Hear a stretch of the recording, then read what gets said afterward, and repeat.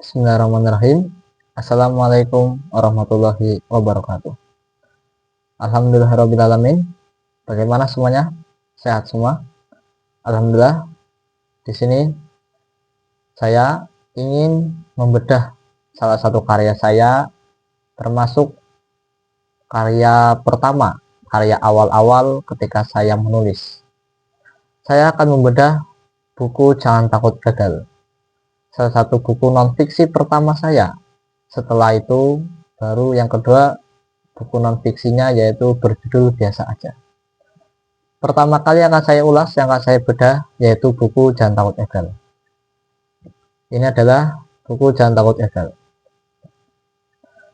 diterbitkan oleh penerbit Guepedia pada tahun 2025. Jadi buku ini mengulas terkait bagaimana sih caranya agar kita bangkit, bagaimana sih caranya agar kita kembali semangat meraih cita-cita, kesuksesan, impian, membahagiakan kedua orang tua kita.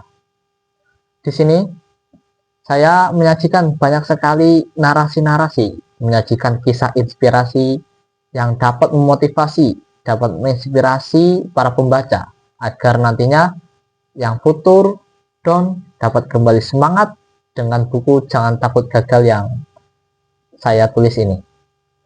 Jadi di sini saya mengulas seperti bagaimana caranya agar ketika kita jatuh kita semangat kembali.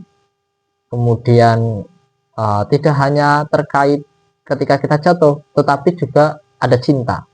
Ketika jatuh tidak hanya ketika dalam pekerjaan, tetapi juga di cinta ada rasanya kita kecewa, ada rasanya kita putus hati, ada rasanya kita membutuhkan seseorang untuk menemani hidup kita. Dan di sini saya membahasnya. Ketika kita ditinggalkan oleh seseorang yang kita cintai, kita sudah saling mencintai, bagaimana rasanya dan apa hukumnya dalam syariat Islam. Di sini saya bahas tentang pacaran, bagaimana ketika kita pacaran, situasi apa yang harus kita hadapi ketika kita ditinggalkan. Tidak hanya itu, saya juga mengulas ketika korupsi, merajalela, KKN, tidak hanya untuk pejabat pemerintah kita saja, melainkan juga untuk diri kita masing-masing, diri saya pribadi, dan juga kepada masyarakat yang lain. Karena sungguh korupsi itu tidak hanya dirubah lewat pejabat pemerintahnya saja, tapi juga dari yang terkecil juga dirubah. Banyak sekali contoh-contoh yang kecil kita lihat, itu ada tindakan korupsi, tapi tidak ada yang peduli, semua tutup mata. Giliran pejabat kita yang korupsi, apa yang akan kita lakukan? Menghujat, mengkritik, menghabis-habisinya. Sepatutnya sebelum kita mengkritik, kita seharusnya mendoakan agar mereka diberikan hidayah.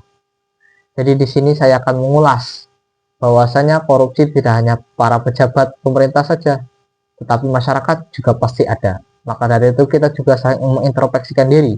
Jadi di sini saya tengah-tengah saja, tidak memihak pejabat, tidak memihak masyarakat.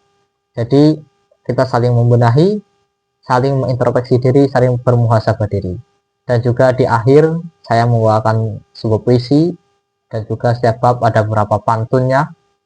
Dan juga saya harap pembaca dapat membacanya, dapat memberikan manfaat apa yang saya sampaikan di setiap babnya. Di sini saya juga tidak hanya memberikan kisah-kisah inspirasi, tetapi juga bagaimana caranya kita berbakti kepada kedua orang tua, birrul walidain, agar di masa mendatang kita menjadi manusia yang benar-benar taat kepada kedua orang tua kita. Karena salah satu keberhasilan dan kesuksesan yaitu mentaati kedua orang tua kita. Dan juga tidak hanya mentaati kedua orang tua kita, tetapi juga yang paling penting adalah taat kepada Allah Ta'ala. Karena sesungguhnya taat kepada Allah itu nomor satu, yang keduanya baru kita mentaati kedua orang tua kita. Karena di akhir bab ini saya menyajikan tentang bahaya syirik dan kebid'ahan. Di sini saya bahas bahaya sekali ketika kita melakukan kesyirikan, karena itu adalah lawan dari tauhid, sedangkan tauhid adalah mengesahkan Allah Ta'ala. Jika kita melanggar, konsekuensinya sangat besar dan itu bagian dari kemurtad.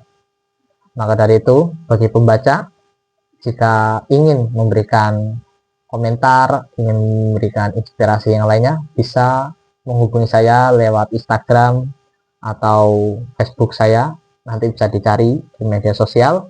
Dan buku ini juga di Shopee, Tokopedia, TikTok Shop juga ada. Cari tokonya penerbit Guepedia, di situ buku Jangan Takut Gagal kayak Hiban Ai. Di situ saya mengulas bagaimana caranya agar kita semangat, pantang menyerah, dan menjadikan kegagalan ini adalah batu loncatan. Jadikan kegagalan ini adalah sahabat kita, sahabat yang terbaik untuk perjalanan menuju impian.